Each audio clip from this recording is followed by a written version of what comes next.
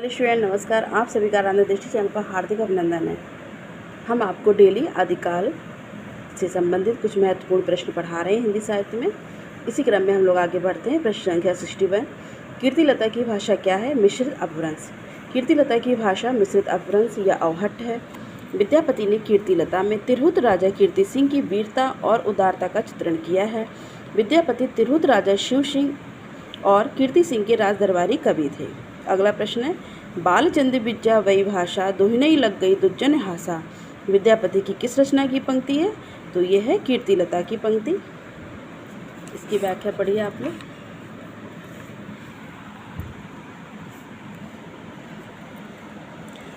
उपर्युक्त पंक्ति विद्यापति की कीर्तिलता ग्रंथ से है। ये अवहट्ट में रचित ग्रंथ है। हजारी प्रसाद द्विवेदी ने विद्यापति को श्रृंगार रस का शुद्ध वाक कवि कहा है। कीर्तिलता की रचना भृंग भृंगी संवाद के रूप में हुई है। अगला प्रश्न है, निम्न में से कौन सी अमीर खुसरो की रचना नहीं है? तो पुरुष परीक्षा नहीं है। ये विद्यापति की संस्कृत में लिखी रचना है। अगला प्रश्न है, निम्नलिखित में से कौन निर्गुण भक्ति धारा का नहीं है?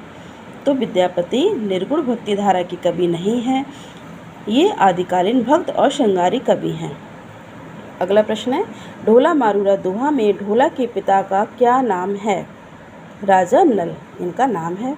ढोला मारूरा दोहा 11वीं शती में रचित कवि कल्लोल की रचना है। इसमें राजकुमार ढोला, राजकुमारी मारू तथा राजकुमारी मरवड़ी की प्रेम कथा है। ये लोक प्रचलित प्रेम कथा है जो राजस्थान में अधिक लोकप्रिय है। ये मूलतः दोहे में रचित है जिसमें कवि कुशल राय ने 17वीं शती में कुछ चौपाइयाँ जोड़ी हैं। अगला प्रश्न है, गोरखनाथ का समय 11वीं शती है। ये मान्यता किस विद्वान की है? आचार्य रामचंद्र शुक्ल जी की। मिश्र बंधुओं ने इन्हें हिंदी का प्रथम गद्य लेखक माना है। डॉक्टर पीताम्बर दत्त बड़थवाल ने गोरखवाणी का संपादन 14 ग्रंथों को प्रमाणिक मानकर किया है। अगला प्रश्न है, नाथ पंथ सिद्धों की परंपरा से ही छटकर निकला है। ये कथन भी आचार्य रामचंद्र शुक्ल जी का है। अगला प्रश्न है, पिंगल मिश्रित भाषा की रचना है। पृथ्वीराज रासो है। ठीक है, शेष विकल्प गलत हैं। पृथ्वीराज रासो के रचयिता चंद्रवरदाई हैं। पिंगल भाषा शैली का जन्म पूर्वी राजस्थान में ब्रज क्षेत्रीय भाषा शैली के उपकरणों को ग्रहण करते हुए हुआ था। इस भाषा में चारण परंपरा की श्रेष्ठ साहित्य की रचना हुई। राजस्थान के अनेक चारण कवियों ने इसका उल्लेख किया है। पिंगल पूर्वी राजस्थानी का साहित्यिक रूप है और इसका अधिकतर साहित्य भाट जाति के कवियों द्वारा लिखित है। डॉक्टर चटर्जी के अनुसार अवहट्ट ही राजस्थान में पिंगल नाम से विख्यात थी। तोसी तोरी ने राजस्थान की पूर्वी भाग की भाषा को पिंगल नाम दिया है। अगला प्रश्न है, आदिकालीन हिंदी के संबंध में उपयुक्त नहीं है। संयोगात्मकता की ओर झुकाव। आदिकालीन हिंदी के संबंध में संयोगात्मकता की ओर झुकाव उपयुक्त कथन नहीं है। शेष विकल्पों के अन्य कथन सत्य हैं। आदिकालीन हिंदी का व्याकरण 1000 या 1100 ईस्वी के आसपास तक के अपभ्रंश के बहुत निकट था। भाषा में काफ़ी रूप ऐसे थे जो अपभ्रंश के थे, किंतु धीरे धीरे अपभ्रंश के व्याकरणिक रूप कम होते गए और हिंदी के अपने रूप विकसित होते गए। आदिकालीन हिंदी में मुख्यतः उन्हीं ध्वनियों का प्रयोग मिलता है जो अपभ्रंश में प्रयुक्त थीं, पर कुछ अंतर भी थे। अपभ्रंश में केवल 8 स्वर थे। आ, बड़ा, छुटी, बड़ी, छोटाऊ, बड़ाऊ, ए और ओ। ये 8 स्वर मूल स्वर थे। आदिकालीन हिंदी में 2 नए स्वर ए, ऐ और औ विकसित हो गए जो संयुक्त स्वर थे तथा जिनका उच्चारण क्रमशः ऐ औ जैसा था। न, र, ला, सा व्यंजन संस्कृत, पाली, प्राकृत तथा अपभ्रंश में दंतय ध्वनि थे। आदिकाल में ये वर्तस्य हो गए। न्यहा, म्यहा, लिहा पहले संयुक्त व्यंजन थे, अब वे क्रमशः ना, मा, ला के महाप्राण रूप हो गए, अर्थात संयुक्त व्यंजन न रहकर मूल व्यंजन हो गए। अगला प्रश्न है,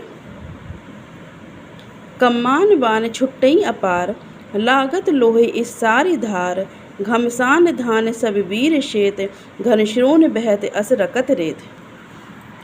उपर्युक्त पंक्तियों में किसके मध्य होने वाले युद्ध का वर्णन है? पृथ्वीराज की सेना व समुद्र शिखर की सेना के बीच।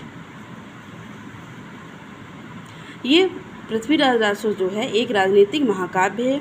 दूसरे शब्दों में राजनीति की महाकाव्यात्मक त्रासदी है। कैमास वध पृथ्वीराज रासो का एक महत्वपूर्ण समय को सर्ग भी कहते हैं। पृथ्वीराज रासो को चंद्रवरदाई की पुत्र जलहर ने पूर्ण किया। चंद्रवरदाई को छप्पे छंद का विशेषज्ञ माना जाता है। आचार्य रामचंद्र शुक्ल ने लिखा है चंद्रवरदाई हिंदी के प्रथम महाकवि माने जाते हैं और इनका पृथ्वीराज रासो हिंदी का प्रथम महाकाव्य है। अगला प्रश्न पढ़िए। ये कहानी 16वीं शताब्दी के बाद की लिखी हुई है और रासो में प्रक्षिप्त हुई है। पद्मावती समय के विषय में ये कथन किसका है? हजारी प्रसाद द्विवेदी जी का है। अगला प्रश्न है तिब्बत की 84 सिद्धों की परंपरा कौन से सिद्ध से आरंभ हुई है? तो लुइपा से। अगला प्रश्न है निम्न में से कौन आदिकाल के अंतिम चरण के सुप्रसिद्ध कवि हैं? अमीर खुसरो आदिकाल के अंतिम चरण के सुप्रसिद्ध कवि हैं। अमीर खुसरो का वास्तविक नाम अबुल हसन था। ये निजामुद्दीन औलिया के शिष्य थे। खुसरो द्वारा रचित ग्रंथों की संख्या 100 बताई गई है, जिसमें महत्वपूर्ण खालिक बारी, पहलियाँ, मुकरियाँ, दो सुकनी गजल आदि है। ईश्वरी प्रसाद ने अमीर खुसरो को महाकवि या कवियों में राजकुमार की संज्ञा दी है। स्वयंभू 8वीं सदी अपभ्रंश भाषा के महाकवि थे। इनके ग्रंथ पयमचर्यु,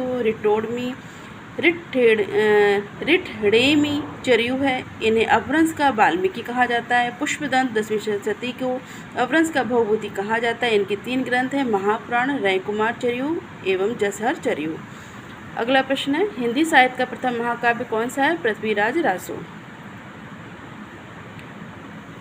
डॉक्टर रामकुमार वर्मा ने लिखा है पृथ्वीराज रासो को डिंगल साहित्य का सर्वप्रथम काव्य कहा जाता है। चंद्रवरदाई को हिंदी साहित्य का सर्वप्रथम महाकवि माना गया है। पृथ्वीराज रासो में छप्पे छंदों की बहुलता है। इन छप्पियों के कारण इस ग्रंथ को लोकप्रियता मिली है। डॉक्टर गणपति चंद्रगुप्त ने अपने ग्रंथ हिंदी साहित्य का वैज्ञानिक इतिहास में शालिभद्र सूरि को हिंदी का प्रथम कवि माना है। अगला प्रश्न है सुमेलित करते हुए दिए गए कूट से सही उत्तर का चयन कीजिए। तो सही सुमेलन इस प्रकार है गोरखनाथ और उनका युग, रांग्यो राघव। हिंदी काव्य में निर्गुण संप्रदाय पीताम्बर दत्त बड़थवाल, नाथ संप्रदाय हजारी प्रसाद द्विवेदी, सिद्ध साहित्य धर्मवीर भारती। आज हमने प्रश्नों की संख्या थोड़ी बढ़ा दी है, 5 प्रश्न और आगे ऐड कर लिए हैं, यानी कि 15 प्रश्न पढ़ाए गए हैं। इसलिए पढ़ा रहे हैं क्योंकि ये जल्दी से कंप्लीट आप लोगों का हो जाए। आप लोग अधिक से अधिक अपने मित्रगणों को शेयर कीजिए। आप सभी लोगों का बहुत बहुत धन्यवाद।